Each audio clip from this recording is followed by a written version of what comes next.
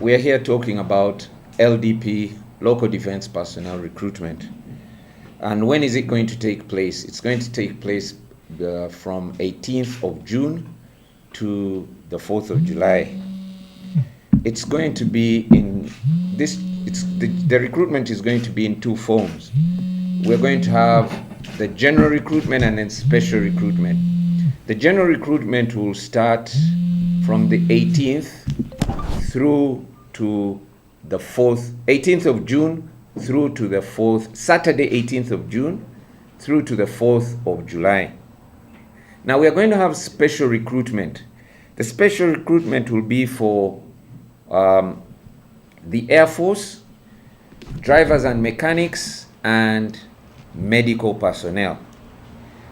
And that one will take place over 2 days. That's the 30th of June and the 1st of July. I'll say that again.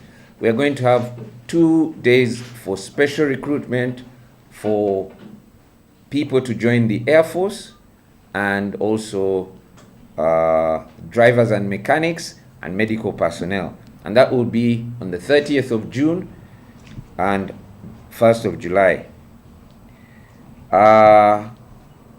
The general recruitment is countrywide.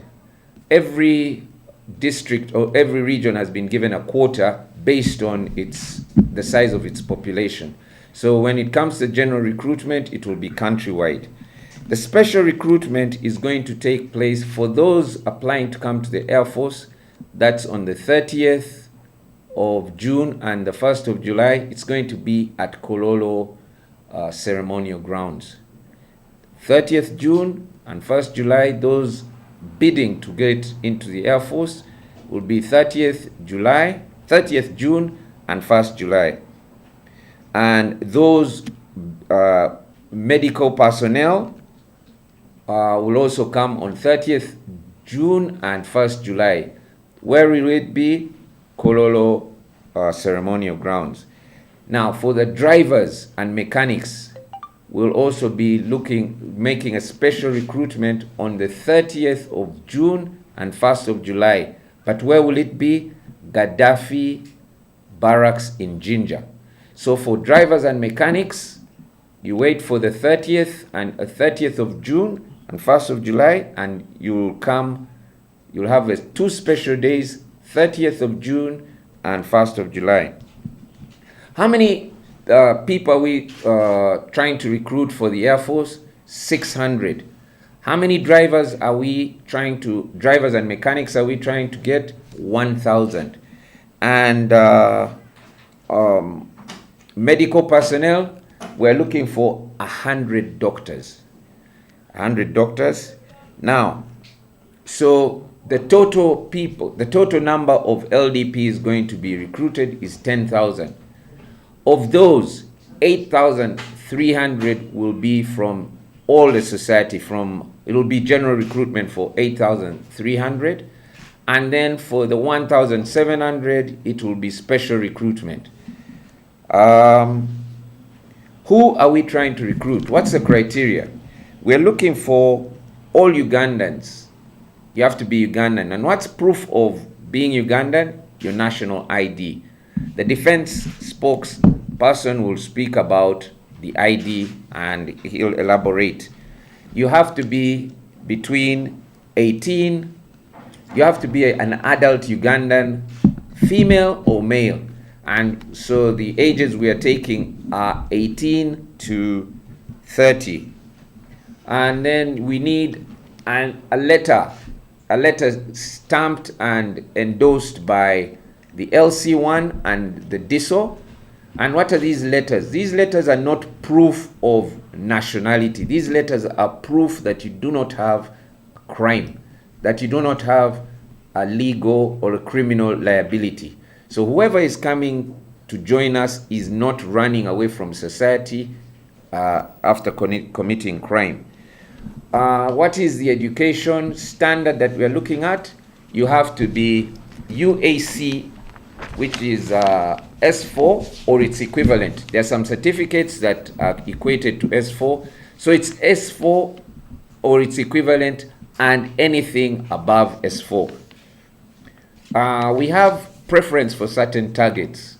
We're looking at artisans, emirimu gy'emikono. We're looking at welders, carpenters, plumbers, masons, these who deal with cement and all that. And then we're also looking at scientists and technicians. We're also looking at engineers of all sorts, engineers and para-engineers. We've told you we're looking at medical doctors. We're also looking at journalists like you. Please come and join the forces. We're looking at musicians, and we're looking at all other Ugandans who have S4 and above, but we have certain preferences. Now, at this juncture, I want to say that the recruitment will be guided by the Ministry of Health guidelines at that period. They will give, it's always Ministry of Health that will give us the guidelines. The question of national ID. We have had cases of forgeries. When we simply follow the NIN or national identification number, we end up finding people that indeed presented themselves as the owners of that NIN when actually they were forging. As we speak, we have about 250 local defense personnel that cannot earn a salary because they forged the NIN, and therefore they are going to be prosecuted. I need to emphasize here, anybody who represents a forged document, whether national ID or academic paper, will be prosecuted. There is no question about it. So don't dare come. Therefore, to avoid this, we insist on each candidate should come with his or her national identification. We believe every Ugandan now has been received, even those who are in the schools have. The other element I wanted to emphasize also, you must be in good health. You skipped that one. You must be in good health, you must be medically fit, and ready to undergo medical test. Please, if you know you have chronic diseases, don't waste your time. If you know you have your HIV, we sympathize with you, but please don't come because we don't want to kill you. Therefore, it's important that you come prepared to undergo medical test. The UPDF leadership has set up teams to ensure that every district is catered for. The difference is that districts have been patched up in regions, according to the regions where they are. So people from, say, Bukoma and Simbi will converge where Greater Masaka has been devised to converge. I'm giving Bukoma and Simbi because that's my home district. So ensure that you district leaders mobilize your people so that you meet your quotas. Now, if a particular district does not meet its quota, it means chance will go to another district. That's how it goes. 3, I have had accusations before of recruitment teams carrying their own people to a recruitment center. I want to assure Ugandans that does not happen with UPDF. And I would indeed challenge everybody that in the event you suspect this has happened, give us the registration of the vehicle, who was driving it, and then we take action. Because we want every district to meet their quota. I thought I should emphasize that. So teams have been earmarked, and they will make sure they go to these regions. Finally, I wish to encourage all Ugandans who meet the criteria given above to come and join the mighty UPDF, and to keep in mind that joining the UPDF is not just a career, but is mostly a patriotic duty, a calling to serve our motherland Uganda. Lastly, please, if you know you're a parent, don't come. We don't want you on training, or your child is sick, because that won't happen. You have no access to a phone.